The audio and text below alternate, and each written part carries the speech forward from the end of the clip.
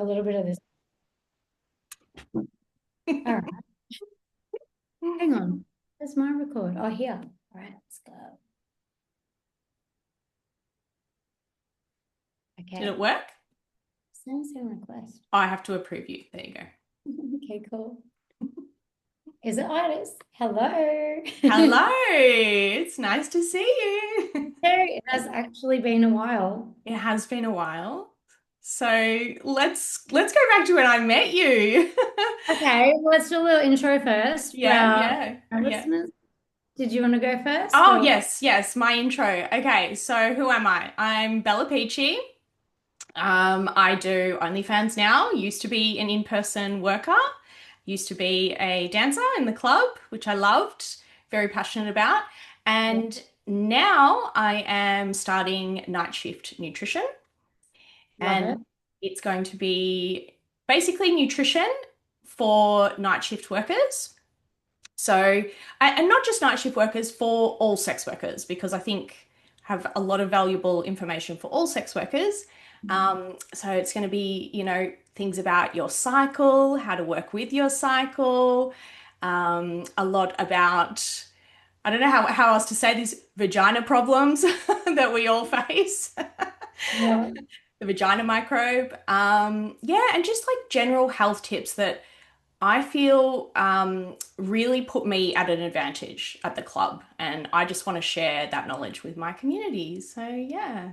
Well, thank you. And yeah, I'm Wendy, so the host of Stripology podcast.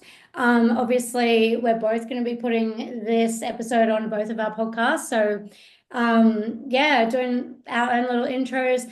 And then my viewers obviously know, and then for your viewers, my business is centered around the hustle. So in the strip club mainly, I guess the three pillars that I always come back to are sales, confidence, mindset. I feel like they really have an impact on your income, and that's just my special interest. So interested in that. Yeah, danced for about 15 years, maybe 6 years of privates, but mainly club. That's my kind of you know, specialty, I guess. And yeah, super interested in, supporting dancers in the way that they show up on the floor and just selling those dances with more ease.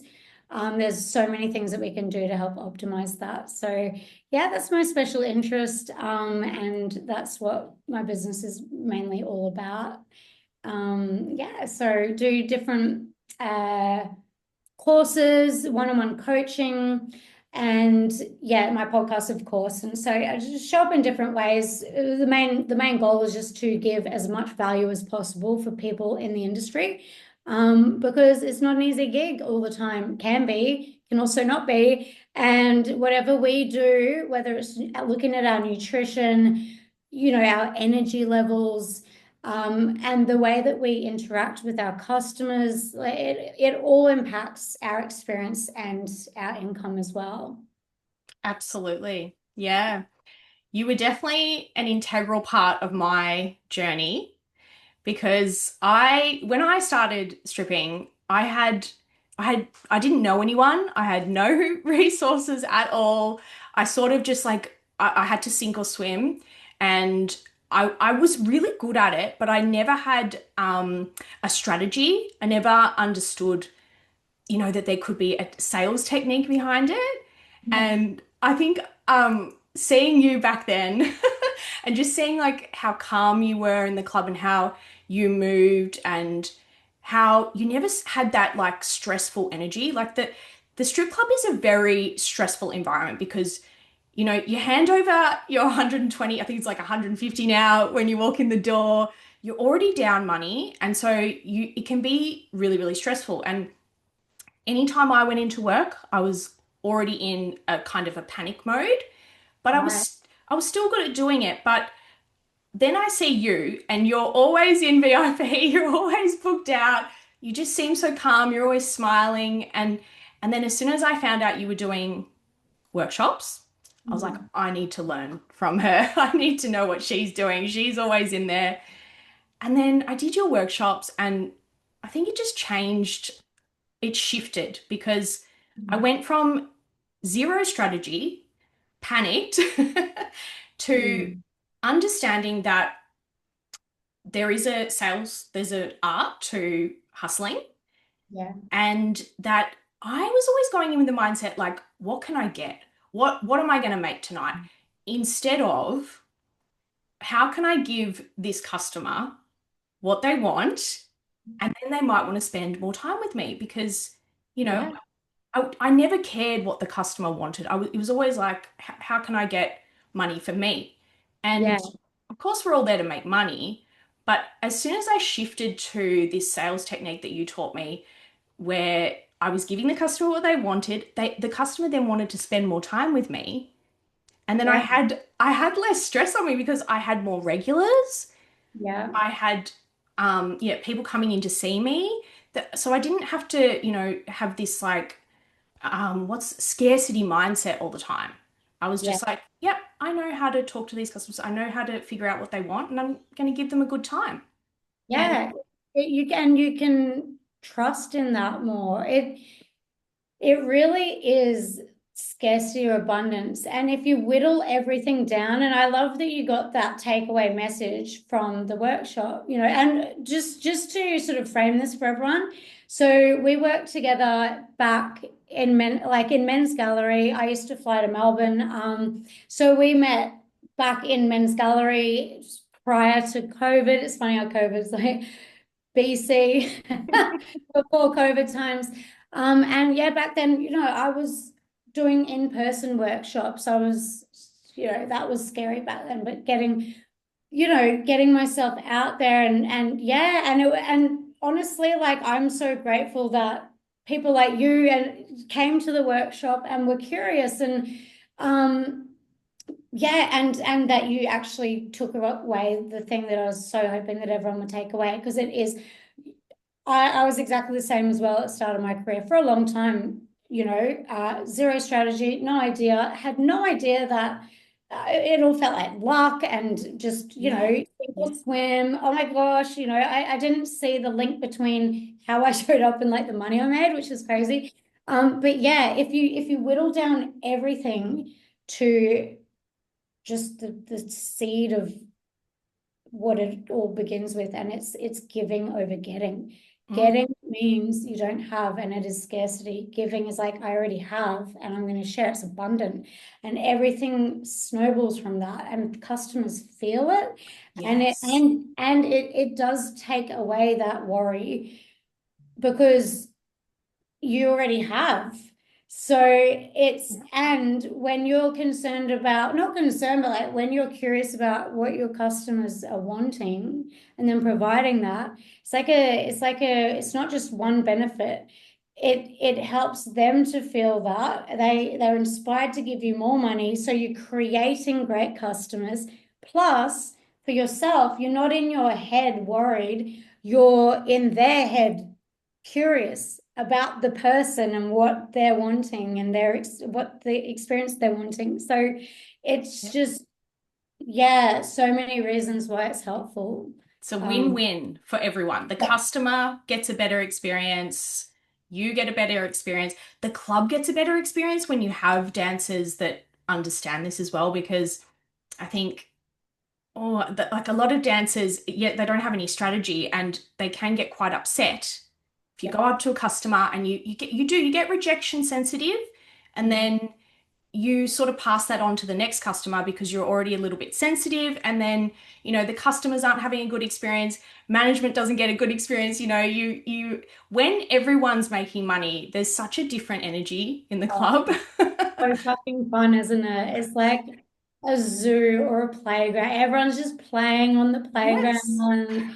Yeah, it's so fun. And it's good for the industry too, because you got people leaving going, actually, I had a really good time. Yeah.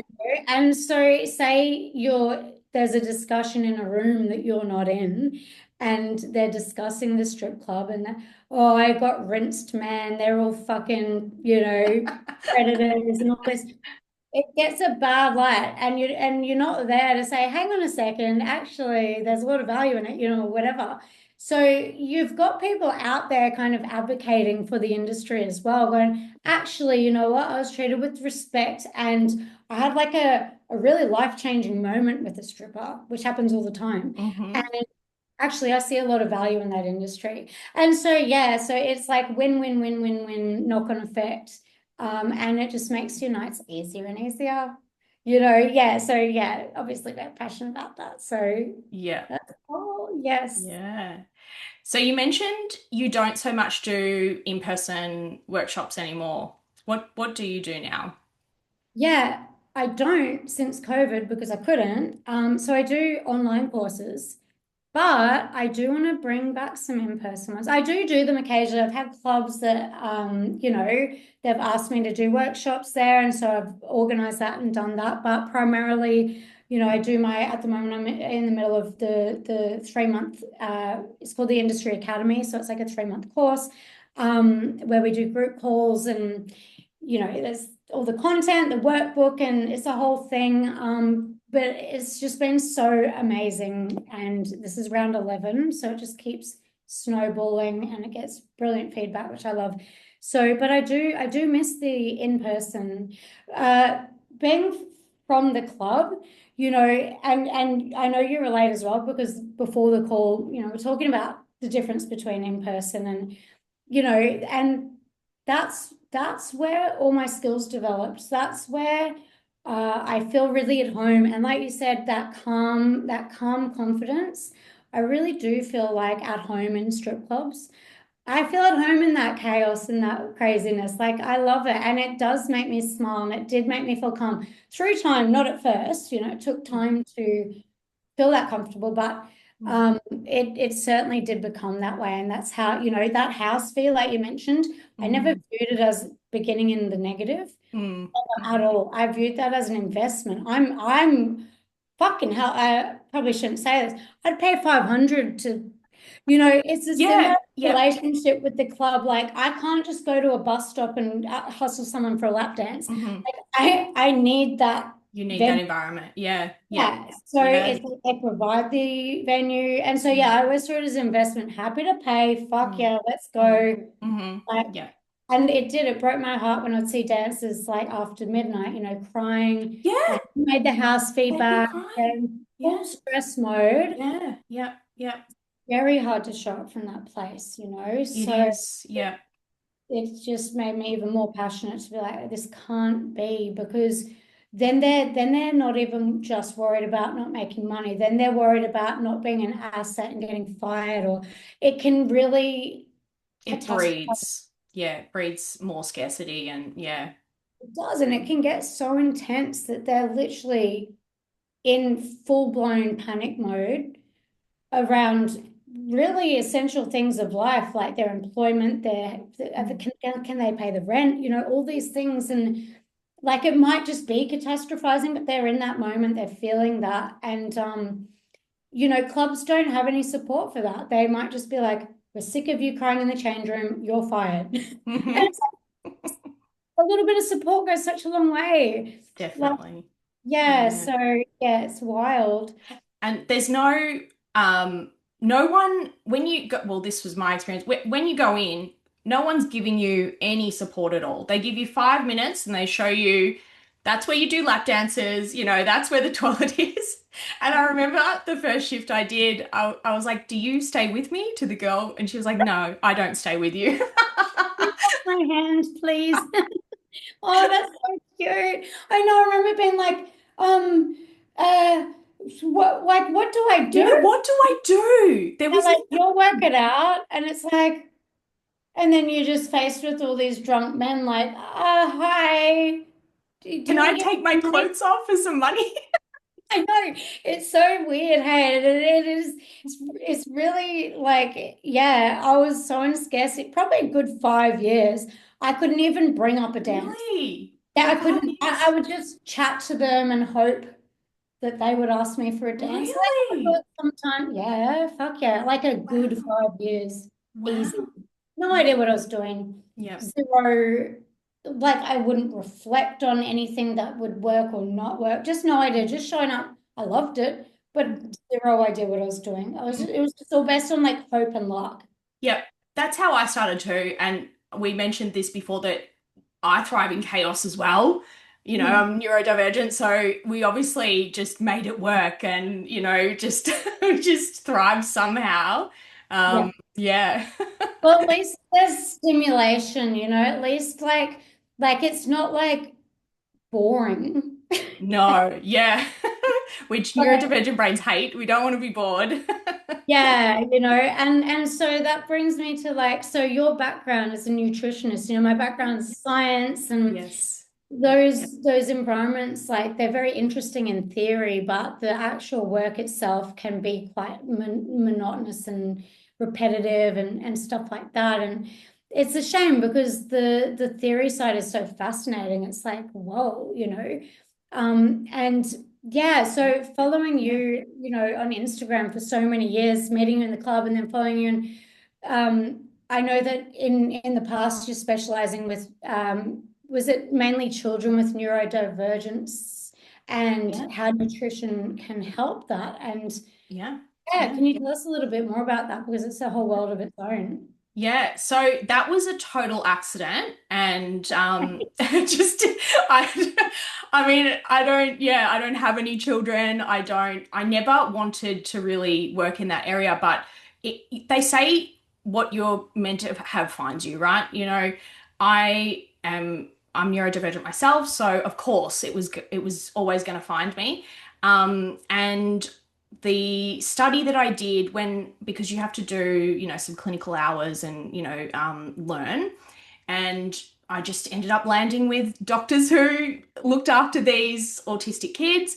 And Yeah. so there's a lot of similarities between um, the chaotic strip club and neurodivergent strippers. Like I see a pattern. I'm not saying every dancer, sex worker is neurodivergent, but I do think that it's such a better job suited for someone who's neurodivergent because, you work for yourself. You Mm. can, for the most part, set your own hours. We don't really fit into the 9 to 5 structure. We just hate it. It just doesn't, we end up always, hating our jobs, or people lose their jobs because, they can't hold it together. Mm. So I think, a lot of sex workers are neurodivergent, and I don't think that there is a lot of nutritionists for sex workers because I was saying this, like, um, they don't correlate the fact that nutrition can help their job, because I think I had a slight advantage knowing how to look after myself, how to look after my physical body and my brain, my Yeah. mental health, especially.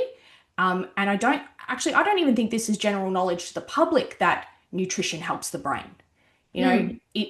There's so much you can do to look after your mental health.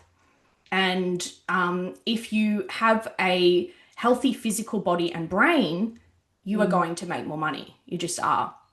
You're going to be able to do longer shifts. You're going to sustain, better energy, basically. Yeah. Yeah, yeah.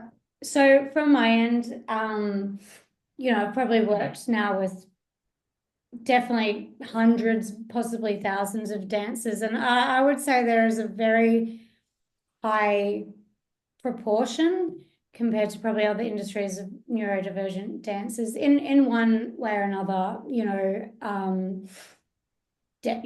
like Mm, definitely. So, and yeah, being able to have that flexibility to like live life in a way that suits each individual personally. I just jumped absolutely. off a coaching call where we worked out for her like just something that's definitely going to suit her. We had to work that out, find this missing piece. And the way she described it was like, so wanting to expand, lift her income ceiling looked like just looking at her week in a different way and compartmentalizing it and going, this extra shift is completely separate and it's completely dedicated to something that she's excited about. And if she felt like at first it felt like I'm not going to have the energy for this. This Mm, was like a big handbrake that I know a lot of people feel. But the way that she could view it was like, actually, it was like this missing piece, and we have more energy in us than we know. And we can optimize that either by the way that we view things. She's like, I feel like I've got this separate little battery for this extra night that she wants to mhm, plan. But before that, she was really scared about adding that on. And so with saying all that, optimizing energy levels, like if you're a dancer or, any branch of the sex work industry, um, your energy is really going to impact your income. mm, And mm. even if it's not your energy levels, it's like anticipating how much energy you're going to need for certain things. Absolutely. Anticipation in itself can be draining. Yeah. Just, Yeah. like just Yeah. doing like, oh my God, I've Yeah. got this coming up. And suddenly you're just like frozen, stuck, like overwhelmed. And it's like you haven't even done the thing yet. And so sometimes it's just optimizing different things, like whether it's your perspective, whether it's like the way that you're anticipating things, the way that you're structuring your days, and Mm, then mm. your nutrition as well. Yeah. Um, Yep. and especially like weird hours and stuff like that. So Yeah. Yep. it, Definitely. Circadian it's rhythm. yeah, totally. And I know we're chatting before this started, about, I was saying like in the ways that I used to work, drink a lot and stuff like that. And like we're all sort of built a bit differently, but like Definitely. I wasn't optimizing my nutrition and health when I ate, because I can forget to eat sometimes. Or, it's very easy to be out of touch with my body, don't feel in tune. I might be exhausted, but I'm not tired. And so I feel like tired and wired and just Mm, little weird things like that. And mm, nutrition, like your gut health affects mm. your mental clarity. Like there's a Absolutely. lot of link there and a lot of science behind that. And yeah, so I'd love to hear from you, like Mm, different little tips of optimizing your energy levels, but also I just want to put out there for the people that do struggle with uh getting your nutrition, just being a human. mm, mm. It's okay to be imperfect and things, but there are so many Yeah. things out there And to help support as well when you're ready. And definitely. And I would argue that the way that you were looking after your physical and mental health anyway, because that's how you like to work. Do you know what I mean? You had your blocks of work. So I know you used to do like weeks at a time, right? yeah. And that looks different for everyone. It doesn't look the same as, okay, I need to take this supplementation or I need to eat this certain food or anything. That looks different for everyone, for sure. Okay.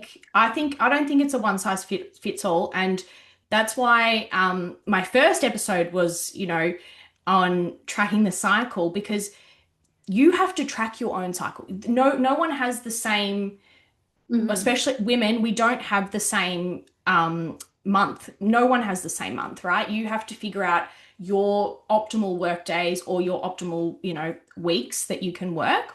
Hmm. And it's not about saying you have to do this supplementation or you have to eat this, or there's no one size fits all, because some people thrive on a vegan diet, for example. Some people thrive with fasting. I really liked fasting at the club. I felt like it gave me more energy sometimes, but I would always listen to what I needed. And Yeah. I felt like the psychological side of things was just as important as my physical body. But the Hmm. way that it ties in is that if you don't fuel the brain with what it needs, and that looks different for everyone, psychologically, you can't even get into this mindset. I Hmm. wouldn't have been able to take on um, your information from your course if I didn't have that mindset, because I still would have, had those intrusive thoughts, or I would have been, still living in that scarcity, I wouldn't have been able to take on that information and say, hey, actually, I can reframe my mind. Those thoughts aren't my reality. It's Yeah. those panicking thoughts I'm getting in the car before I get there. That's actually never come true. They're Yeah, actually just lies. I know. It's crazy. But the brain doesn't know the difference between reality and Yeah. imagination. Yeah, yeah. So, yeah, I think it all ties together. I think that, yeah, of course, I'm big on, I want clinical evidence of nutritional deficiencies. I love looking at your blood work. I love looking at Mm. evidence, but it doesn't always mean that one size fits all, basically. You have to do the mindset stuff. You have to look after your brain as Yeah. well as the physical health for sure.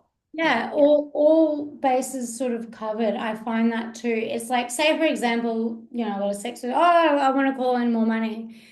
Well, you'd probably be doing that already if you were prepared and ready for that. So sometimes in preparation to calling in more money, it's not about Mm, calling in more money. It's mm, about, well, what needs optimizing usually? yeah. Like what needs rejigging? Like what are you doing or not doing already? And what where are there weak links and holes in the thing? And I'm so interested. You mentioned like intrusive thoughts for one thing. Mm, And I can reflect, say, in my own life around if I am tired or mm, haven't eaten enough, for yeah. example, I know that I'm more susceptible to paranoid thoughts, intrusive thoughts, catastrophizing, all of that. And I didn't really realize till you said that like even nutrition can help that. Definitely, because I don't think a lot of people know this, but the food you eat, so particularly protein and some cofactors, that your gut is where neurotransmitters are made. So those chemical signals that get sent to your brain. Wow. And if you don't eat enough protein every day, if you don't eat your cofactors or they get too low, Mhm. you can't make serotonin. And serotonin is your calming neurotransmitter. It makes you feel safe. So if you have enough serotonin, and say you're going into the club, you can feel a little bit easier. You feel safe, you feel like you can go up to people, you can talk to people. Hmm. And then on the other side of things, you've got your dopamine, which is also from protein. And dopamine is like your let's go do this neurotransmitter. Like let's go up and talk to that customer. It's kind of like your motivation neurotransmitter. So those two are really important for the brain for being able to work in a club or any type of sex work, really. Yeah, definitely. And just enjoyment of life. Yes, absolutely. Because Yeah. if you don't have enough serotonin, of course you're going to get those intrusive thoughts because you're never going to feel calm and happy and safe. Those things are going to creep in. Yeah. Yeah. Yeah.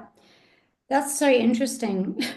I'm like, yeah, that's so when you're talking about, okay, so mainly protein and cofactors, and that's going to look different for different people. I Definitely. remember I remember seeing on your story one time like a little cocktail that you have before bed, that helps boost your serotonin. And the last few years I've been on SSRIs, Mm. and I remember you saying, was it like five GABA, five TP, something? I don't know. And you're like, this is the precursor for serotonin. And I was like, ooh, you know, everyone needs more of that. But then you were like, oh, I need to mention, if you're on SSRIs, like, do not have this. And Yes. I was like, because obviously, it slows the reuptake and all of that, and you don't want to get Yes. too much serotonin. Serotonin. Yeah. So yeah, it's interesting to hear that like ideally I don't want to be taking them for long term, and yeah, so it's just good to have this information to be like, oh, there's hope. There's There's alternatives. Yeah.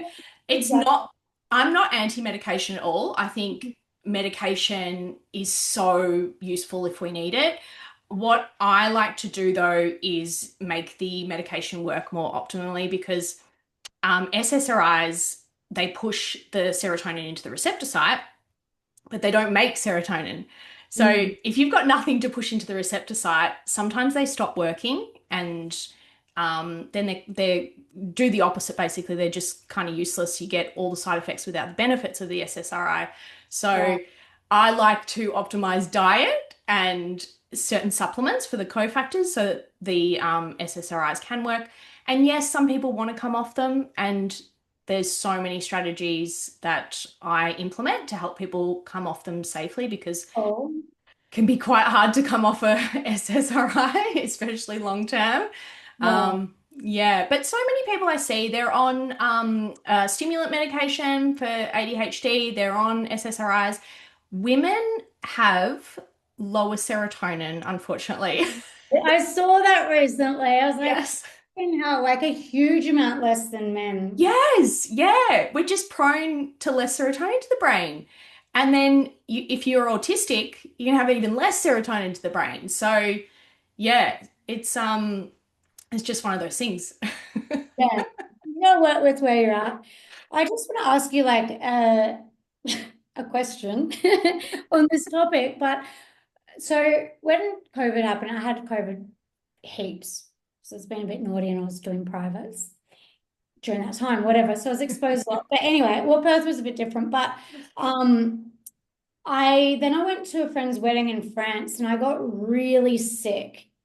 Mm, And I swear my energy never returned. I'm like, was that long COVID? I don't know. But the thing I noticed, so I want to circle back to before I was like, when I do eat, I love eating intuitively, mm, and pretty healthy foods. I would say that's just how what I crave. I love being like, I feel like exactly that, and then making it, and and I love all different foods. And so I noticed after this massive sickness that I had to just eat handfuls of jelly beans. Like I don't know, I've never had that craving before, and it's like my food shifted, my intuitive eating, everything just went haywire, and I was like, I don't know what happened. I'm actually going to work with you. I want to get a test now after hearing even this little bit of info. mm.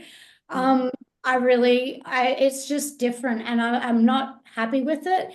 And I naturally feel like I need to fast some days of the week, and then it's just everything's gone erratic. And I'm like, what is that a thing that you have heard of much or? Yes. So, oh my gosh, COVID is just like a whole topic on its own, but it really did do a number on a lot of people. So, um, genetics play a huge role in this, and I love reading something called Smart DNA. So, Smart DNA spits out like 600 genetic predispositions. So, your genes are like your blueprint for what could happen but not what is actually happening in real time. So, usually, what I see is a lot of detoxification genes just completely missing from neurodivergent people. A lot of, and why that's important is because, say, you do get something like COVID, Mhm. and it's really hard for the body to have to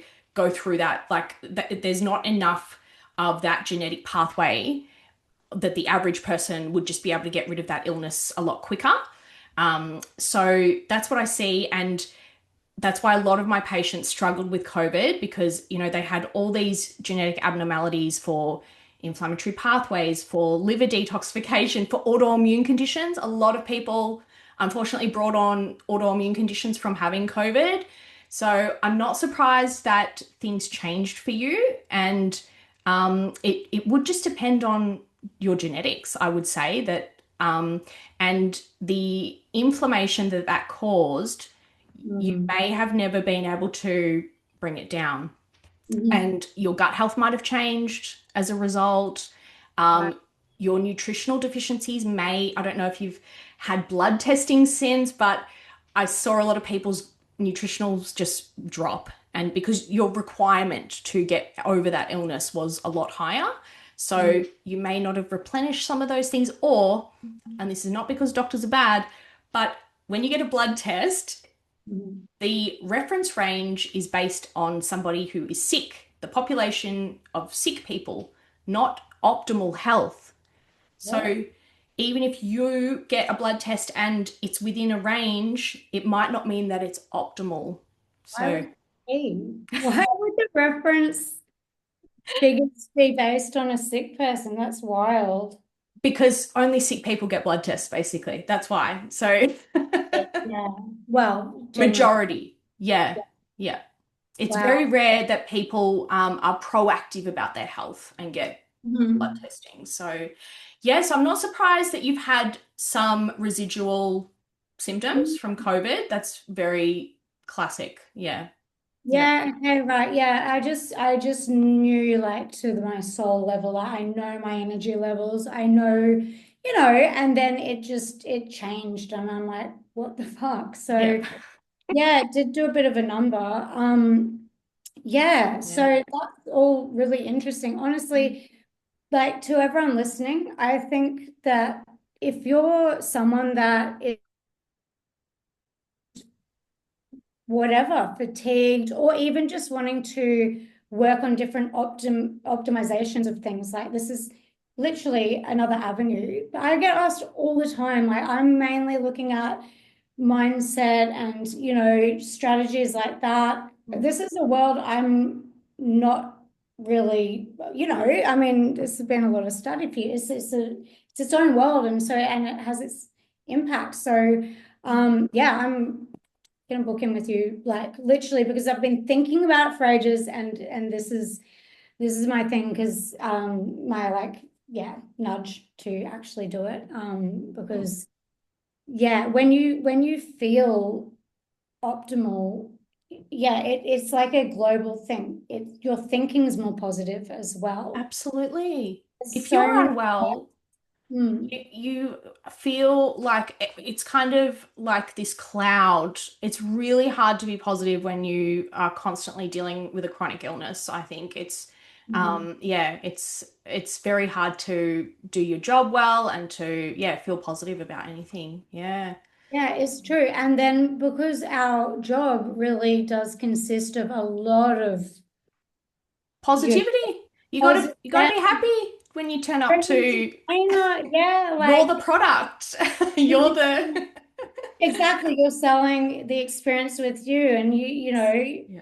yeah, and it takes a lot, and then there's like the masking as well. It's like, you can Yes. get in like work mode, and then you don't even realize just how exhausted you are until you get home into your own environment, you have that shower, whatever, and you're just like, holy shit. You Mm, feel like a ton of bricks. hmm. And I know for me, yeah, that's the thing too. It's like I can mask really well.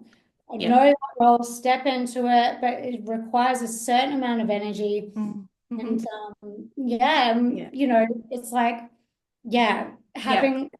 having the energy there so you're not going into deficit all the time. Well, that's why that is the main reason I created Night Shift Nutrition because I have seen so many dancers burn out, just go completely into burnout.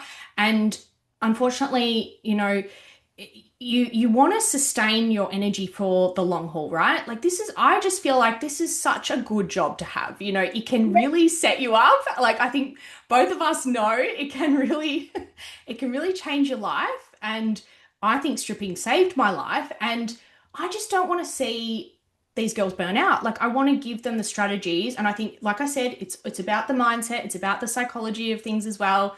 You need the tools to be able to sell. But I do think that girls need more resources to understand, okay, this is my work mode, but what can I do outside of work so that I don't burn out? And so that I can get back into that club or I can get back into privates and I can, sustain my energy and be able to earn as much as I can and set myself up for, yeah.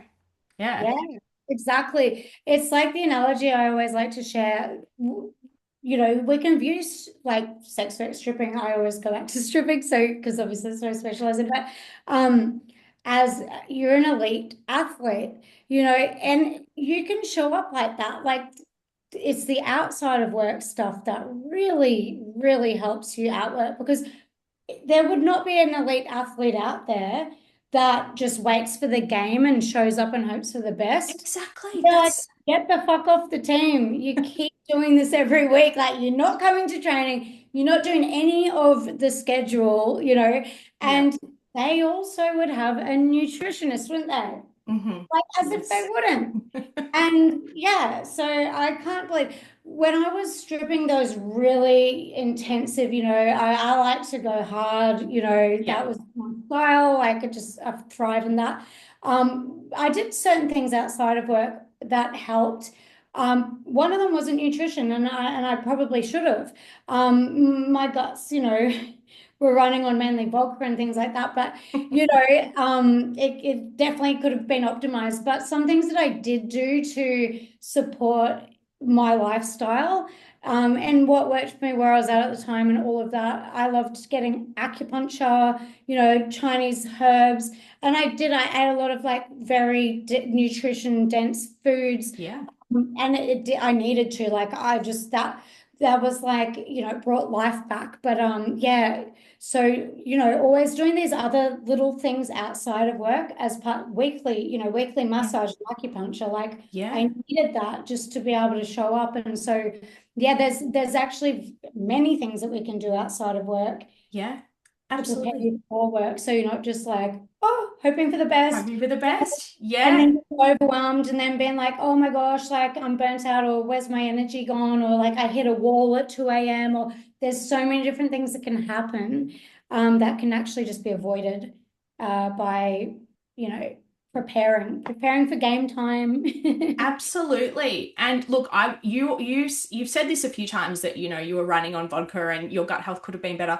But from what I saw, you were taking care of those things without even really knowing. Like, I saw you making your ceremonial cacao and your soups, your nutrient dense soups and I saw you doing those things. So even though you didn't, and this is kind of what I want to do as well, because let's be real, strippers don't care about health that much, and I want it to be easy enough.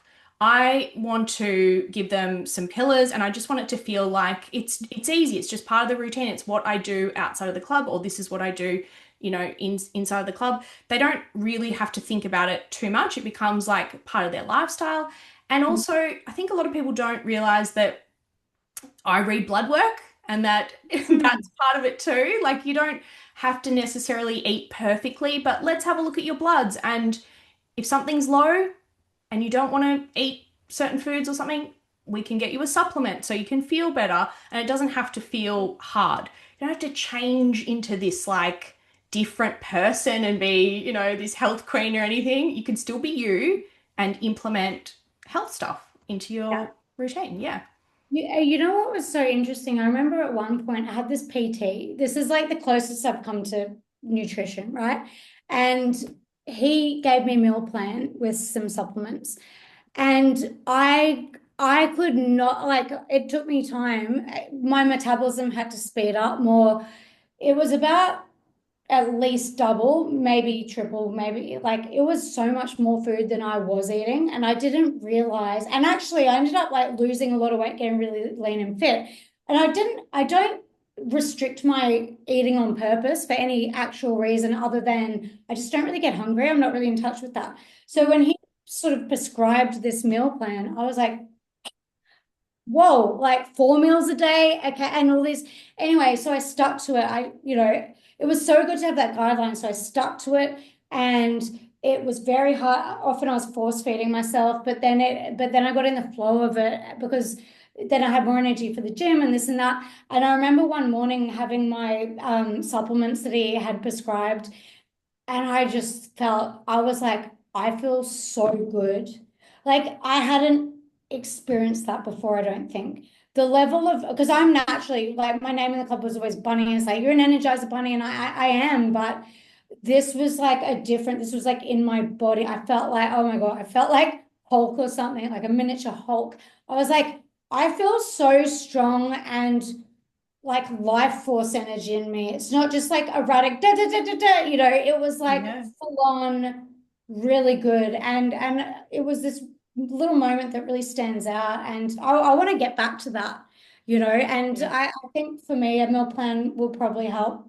Not a meal plan, but just at least a guideline of these amounts, these macro, whatever, to stick by. Otherwise, I can just yeah, literally forget. And so, but going back to that moment, it really did stand out to me of like, whoa, I feel really good right now.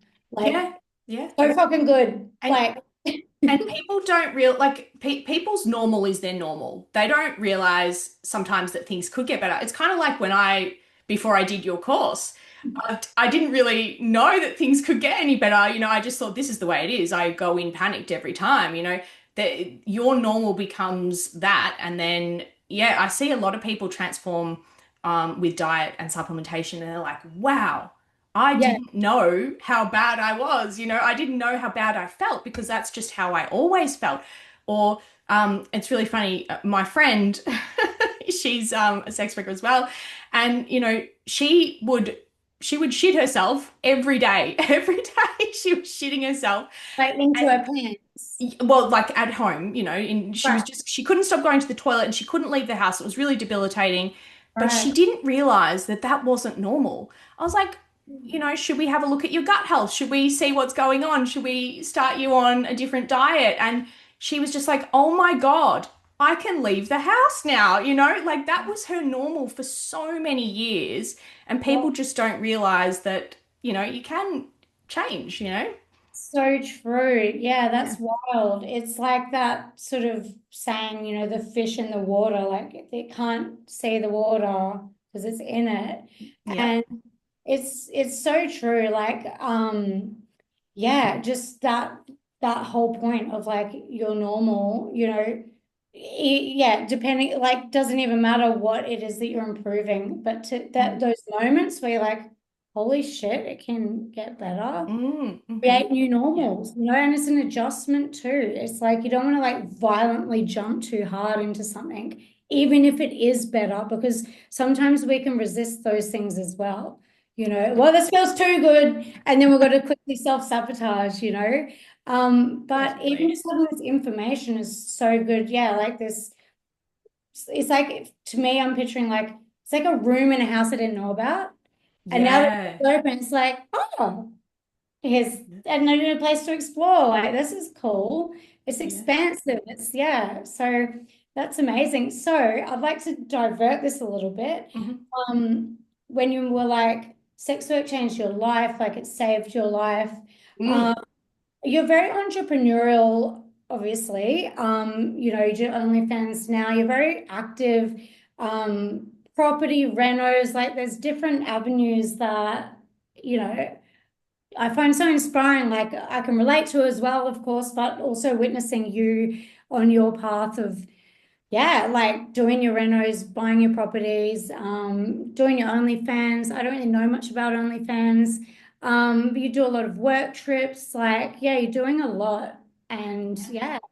what like as I guess as you expand as a sex worker or try different avenues or whatever, your skill sets change and stuff, your challenges change and your living environments change. And yeah, I'd just love to ask you a little bit about like your journey from setting yourself up basically and the what it takes to try new avenues and or yeah, just do these big decisions like starting a business, redirecting a business, buying property and all of that. So how do you do those things that most people would probably find pretty scary? I'm neurodivergent. That's why I can't. But you know what? Like stripping was definitely where I thrived. And like I said, it did save my life because before I started stripping, I was living in mold. I was really sick. I was trying to finish my studies and I just couldn't because I had no money. I was working in retail and I was so burnt out. And just in the first year, being able to buy my first property, Wow. and then by the second year, I'd paid it off in full. It was just crazy to me that I was able to do that. So I knew I had something, like I knew that this was, really special. And then, yeah, and then I got my house renovated and there's a certain, and you will know this, there's just like so much peace that comes with renovating your own home, changing things and just like making it your own. It's just, that was always my goal. I just wanted a little bit of peace and it was always just to have my own house. That's it. That's all I ever wanted. And I have always been entrepreneurial. I can't do one thing at a time. I guess Mm. nutrition's always been the side hustle to when I was at the club. But now I guess I'm pivoting more to nutrition with, like doing night shift nutrition as well. So that's kind of where I want to go. I mean, I would love to stay at the club forever, but it's just not realistic. The late nights for me were just too much. So as much as I would love to, that was where I loved it so much. I just think the club is the best place because it gave me my freedom and my peace back. Mm. But yeah, now I do OnlyFans, which is great because you do that from home and you sell digital products. You're the digital product, I guess. It's very different to in-person work. Mm. And I'll tell you the truth, for years I found it incredibly hard. OnlyFans was like this thing I couldn't crack. It really just it boggled my mind. I was like, how can I be so good at in-person work and Mm. just so bad at OnlyFans? Like it kind of made me angry. I was always so angry at OnlyFans. I was like, why can't I make this work? And it is truly a different ball game. It's just so different. The marketing that comes with it, like it's not just um yeah, it's not just you. You've got to basically be a business owner to do OnlyFans. So Mm. yeah, that's kind of my journey, and I'm just hoping that night shift nutrition, Yeah. it does really well, and I can make that my biggest focus with doing a bit of OnlyFans on the side, so I can still, Mm. yeah, yeah, Yeah, I mean, it incorporates your passions and your education and your experience. And similar to stripology, it's like there's really no guarantees. It's just you keep showing up just like Mhm. anything. And if you're passionate and you love it, then it's not really about the goal anyway. It's about the The journey. journey, yeah, Yeah. yeah. And I love how you were like, OnlyFans, it made you angry that you couldn't crack it. And I love that obviously in your personality, it's like, now I have to crack it. Yes. Whereas most people would give up. But I love that too. It's like, fuck, this is hard. Okay, let's work it out. It's like it's almost more annoying to like not Yeah, yeah, than the absolutely. annoyance of Yeah. giving it a go. Yeah. I feel that too with online. So good with in person. I can pick up subtle cues and almost like, I don't know, like feel people's energy and stuff. Yeah, It's it's so but then on different. online, it's like you're talking to a screen. It is just different. It's like, you don't really know where your message is going. You don't know if you've said something a million times or if it's just gone into the abyss. And I Mhm. don't know, I find it really hard to gauge as well. So I'm like, I'm just glad I'm really passionate about what I do. It helps me to just keep showing up. And Mhm. yeah, but it is very different. And it is like you're a one-man band and you are as in stripping as well, but there's just a few more pieces to the machine when it's online. Mm. Um, yeah, there's just more pieces to it. So Mm. yeah, but Yeah. that's cool that you stuck with it and cracked it. I'd love to do an OnlyFans gardening. You should. There's a market for it.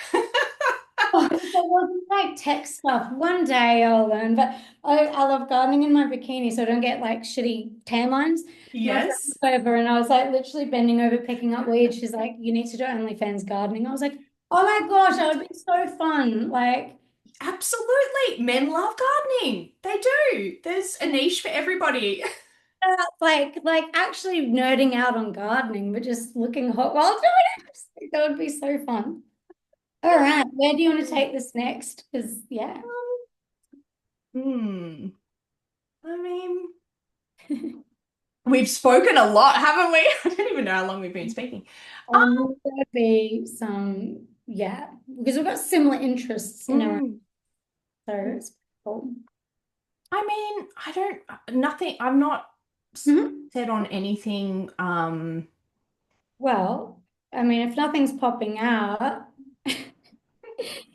because I can just, yeah, I was thinking, well, exiting stripping. we're both Yes. kind of have some experience, both still got, toes dipped in and stuff for the love of it. So there's that. And then just, yeah, like living with versatility. Yep. Yep. Well, like the need, I don't know, I feel like we're both similar too with like we can have different projects going on. It's, I love really focusing in on something. But day to day, I love having a variety of things. I'll do some coaching and then I'll get in the garden and then, it's like doing and being. Yeah. So I Yeah. don't know. You seem to also have like a really versatile lifestyle. Definitely. Yeah. Yeah. I'm always doing something different. Every day is different, you know. I'm either consulting, I'm filming for OnlyFans, I'm traveling for OnlyFans to do, like a marketing collab or something. Mm, I'm doing podcasts. I'm working. Oh, the biggest thing I love at the moment mm. is for so long for catering to men is now making products for other women, like making these products to go with my podcast. That has been so fun. Putting a pink font on things is just so fun. It's true. It is a complete shift. You seem like quite a girl's girl, I, like Barbie and Pink. yes. And that's hard because not a lot of men like pink. If you're marketing with pink, that's really hard because men want you in like a black bikini or like lacy lingerie or whatever. And yeah, I am. I'm a girl's girl. I like nails and I like pink microphones and yeah, it's been nice to pivot a little bit and feel a little bit more like I'm catering to myself and these women as well. Yeah, Does it feel more aligned for you? definitely. Yeah, especially in the online. It's definitely felt more aligned. Mhm. Yeah, definitely. And do you feel like the journey through catering for men, what was necessary about that journey, that stage of your life for now? Do you know what I mean? I guess you I guess I developed this persona, right? And this is really funny because I didn't want to fall into, this is really hard to admit, but I was like, what do you mean I have to wear plastic shoes and, you know, like wear these nylon undies and stuff? Like I always felt like it wasn't me. And I sort of didn't want to lose myself in this industry, but that's not how it works. Like you sort of merge with your character, I guess. You're like, and I ended up loving who I was as Bella Peachy. I think that needed to happen. Yeah. And I don't think I would be who I am now had I Mm. not gone on that journey and gone into that club and created this persona because you kind of put on this outfit. Nobody wears pleasers to the supermarket and a G-string to the supermarket. It's your persona, right? You create it, you give yourself a name, and I definitely think I had to be Bella Peachy. I had a few other names at the club as well, but you go through this journey and now I get to be the next version of Bella Peachy Mm. who gets to Yeah. cater to women as well. And I think that's so fun. And I loved the Bella that only did you know, um, who only catered to men as well. So, yeah, It's interesting, isn't it? It's like I feel that too as like a necessary part of the journey to get to this point. I mean, obviously, if we didn't work night shift, we wouldn't be doing these sort of businesses. But yeah, it's like you get to explore different parts of your personality, learn new confidences, and you know, yeah, yeah, so many different things. I personally found because I've got four brothers and no sisters, and I grew up very tomboy, and um, a lot of my friends in my life are male. nowadays it's definitely shifted towards female, but I was a very like boys girl. Yeah, yeah. Which really helped in the club because I almost think like a guy, you know, I can Yeah. just get down really easy with the banter and stuff like that. And, you know, usually shock them with like saying even more fucked up things than they say, and stuff like that. And I found when I first like was working with women, it was scary for me. Mm, Now I'm like so grateful because through time and putting out my beliefs and values and what I'm about, and it's kind of like you attract the people that you work with. Like they all feel so aligned, and I feel so grateful with the people I get to work with because we have just such great conversations and things like that. And it is very aligned because they wouldn't want to work with me if they didn't resonate with what I put out there and stuff. But at first, it was a big transition from like being so confident in the version of me that shows up for men. And mm, really, I hadn't built that confidence yet within myself mm. as me. It was just in this little compartment there that was confident. I knew how to step into that, but me, no. And so, yeah, it was really like yeah, just such an interesting anyway, like a switch Mm. to everything was different. It wasn't in person with men anymore. It was online and towards With women women, yeah. as myself. And it felt so vulnerable and scary. Like now I feel like I'm finding my feet, but I really felt relating my business journey to like my stripping journey. Felt like a baby stripper again. I had to learn confidence again. I had to learn all the things again. And it does, it takes a certain amount of uh courage, insanity, maybe, Yeah, yeah, yeah. doing the Blind thing, confidence, yeah. yeah, blind confidence, like all you've got is backing yourself and like, fuck, pretty scary. But yeah, it leads me to like exiting the industry. And how is that going for you, or where are you at with that? Like, what's going on? Yeah, so I think it's so scary to exit like in-person work. I think because that's where I've always made my most money. It's Mm. very scary. Like obviously I'm still doing OnlyFans, so I haven't exited completely, but it is really scary. Every single day I'm like, what am I doing? I wish I had 10 more years to do, in-person work. And yeah, it's every day I'm just like, is this the right path for me? It's a lot of questioning, which I'm working through, and I think it's okay to have those scary thoughts because any transition in life is going to be scary. And like you said, it's so different to have to cater to men than to women, and I'm learning every single day how to do that as well. Um, so yeah, it's terrifying, and I don't know a lot of people. I think I know that you've transitioned out, but I don't know a lot of other people who have, and I don't have any, sort of framework to go by again. Like there's not a lot of resources for people to transition out of this industry. Yeah, it's true. That's a very good point. I've had people ask me, like, can you please make a course about transitioning out? And I'm like, maybe in the future, not yet, because I'm still navigating it.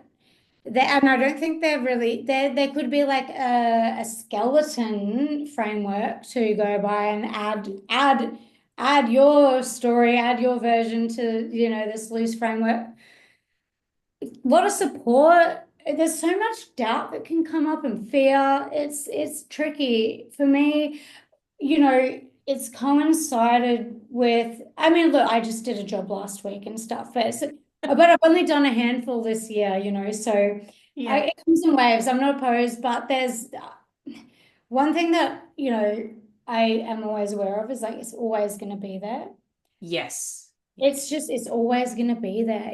We can, but it's an internal thing, I think, when you feel like the ship has sailed a bit. And for me, like, I think, like I brought up before, the energy levels, that getting sick and just things changing. And that's when I started on the SSRIs because, I've been prescribed anti-Ds so many times in my life, and I've always been like, I don't want them. I don't want to get used to them and then have to come off them. But I was very like scared of them. I don't want to do it. But this got to a point, I think just everything, I just felt so lost and different, and I didn't have the same energy I used to, and I didn't feel the same about work, and it was a lot of self judgment, what's wrong with me kind of stuff. Yeah. A lot of masking, just so many things at once. And like I feel like I'm coming out of it now. It was a necessary hard patch to go through. Mm. Almost like the caterpillar. There was my chrysalis. That was like I was a little mush in a chrysalis. Just like nothing, no structure. Yep, yep. And that painful rebuilding bit by bit, all of that, like that for me was a necessary process. And now I'm coming out of it the other side. But I feel like in my stripping, there was such a heavy addiction to it. The Mm. cash, the dopamine, Yep. like the identity, like Hmm. I was a stripping addict. And I still am. I'm just a recovering stripping addict now. Love And that. yeah, but it's so true, right? It's Yeah. like I've had addictions, and that's an addiction. I know the hallmarks. It's a fucking addiction. So it's always going to be there, and I'm always going to Yeah. be a recovering stripper addict. And yeah. So it's just like finding your feet again. Just like if you quit any addiction, it's like, hang on, who am I without that thing? Yes. Identity crisis. My gosh. I really had to go through that too because you're losing part Yeah, of your identity when you leave this nice. job. Yeah. Yeah. But the thing I think coming out the other side a little bit is like anything. If you hold a pendulum at one end for a long time, it kind of has to swing the other way a little bit in order to rebalance. And like Mm. for me, I picture like ideally in life, the swings aren't as drastic and violent as they have been in the past. And so it's like, but then you get the 360 view. You see the view of life from this way. Like I know how to hustle really hard. I know all of that. I don't know how to rest. So at the moment, my Mm. big goals are like nothing. Oh, I've got a huge goal. What is it? It's It's nothing. nothing. Yeah. It's just nothing and being okay with nothing. Okay. And that's really, really challenging. But there's so many lessons in this point of view. And then I find once that feels complete, then when you know each side really completely, you get choice then. Because you're not tied to either one. It's not like I really know that one. That one's scary. It's like I know both.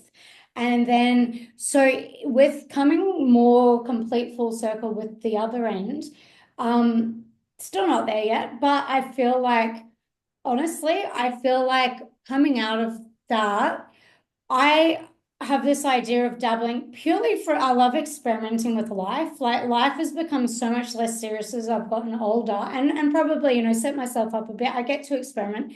And it kind of feels like I almost feel like experimenting with doing another decade just for the plot. And like, you know what I Yeah. mean? Yeah. Like, Not putting restrictions on yourself. Why do we have to exit? You know, why can't we do a job occasionally when we want to? I felt like I was self-imposing these restrictions on myself. And I was like, why? Why am I doing this? It's not wasn't for any reason that anyone had told me that I couldn't continue this job. It was yeah. my own thoughts. I was like, I'm getting older, I'm tired, you know. So I think the self-imposed restrictions are actually very bad and not real. Yeah. But I think they also could be a necessary part too. I had to self-impose restrictions because I couldn't trust myself to not work, but Mm. I knew I had to explore the not working. And so Mm. it was a difficult period. Maybe it was a control thing. Maybe it was like, I need to have control over this. So I'm going to self-impose myself stopping rather than like getting to a point where I didn't get the meme or and people telling maybe you should stop now. Like I didn't want that to happen. So I was like, no, I need to make myself stop or else I will get to that point. I'll be crashed on the rocks and everyone's saying, maybe you should have stopped earlier. So yeah, because it's just hard to know. Same with addictions too. It's like, Mm. could just keep going and going and going, maybe to the grave, Yeah. and never really like taking action on maybe I need to self-impose a few things here. So Absolutely. Yeah. maybe not for everyone, but maybe for people like us that, we can get obsessed or like, really whatever, the identity's tied in it. Maybe these self-imposed restrictions are a step. I don't know. Mm. Mhm. Something to, yeah, it's good to put out there for anyone listening that feels that.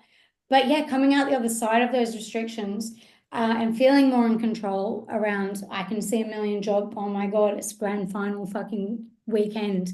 Like this is the busiest weekend of the year for strippers. Yeah. Generally, definitely in Perth. Yeah. Maybe not Melbourne, you've got tradies breakup and all that. But like it's a huge one. And like I haven't even read a job yet.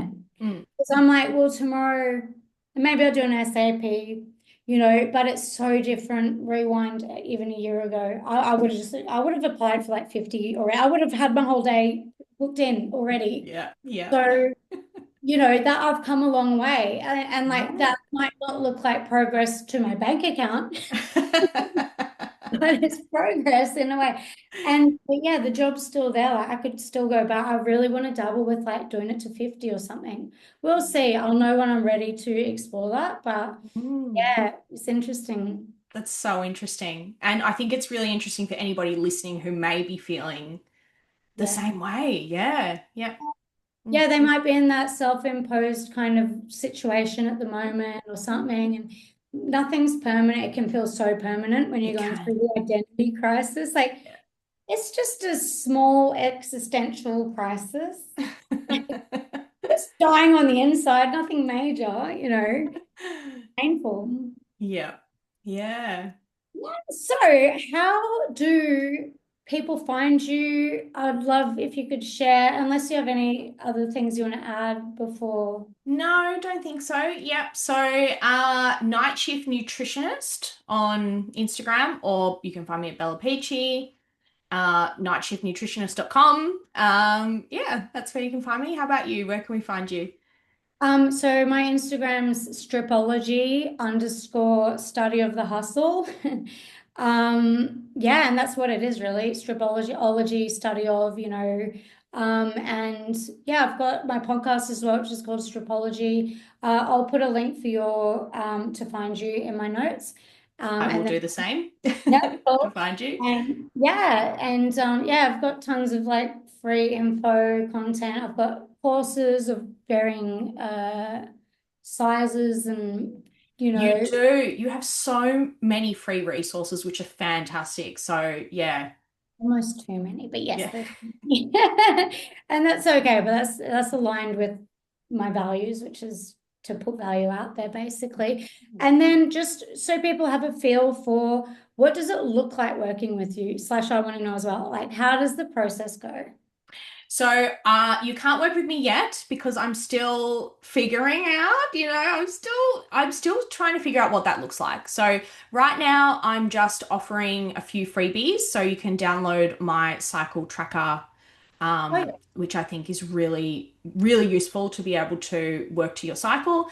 I've also got an iron blood test cheat sheet for you, and I'm about to release a little episode on BV, and I will be releasing a product. So most of my things will be like digital products. I'm not sure if they'll be in a course format or a digital product yet, but yeah. And then eventually you will be able to work with me one on one.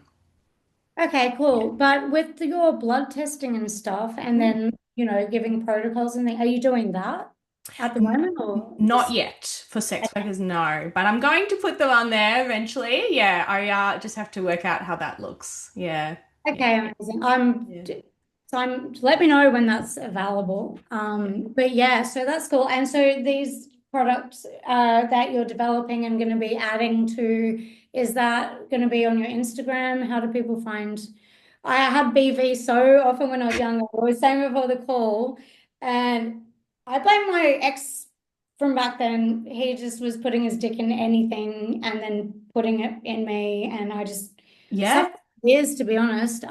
disrupted your microbe and you couldn't get on top of it. And that's what happens to a lot of sex workers because we're constantly disrupting our microbe, whether you're, a stripper or you're a OnlyFans girl or even a full service. Like, I feel like it will really help the community. Actually, it helps even just average women. We pretend that average women don't have sex. Everyone has sex, so everyone gets BV. And yeah, I think this product is really going to help people fix that problem very quickly. So yeah, The amount of times I bought that acidity gel and it did nothing. did And nothing. Yep. yeah, so that's exciting. That's cool. Awesome. Yeah. Yeah, thank you so much. Yeah, That was really great. It would that be was cool to have great. you on another time as well when down the track, we'll see what's going on. Yeah, great. Thank you so much for talking to me. Yeah, thank you. Okay, I'll All right. just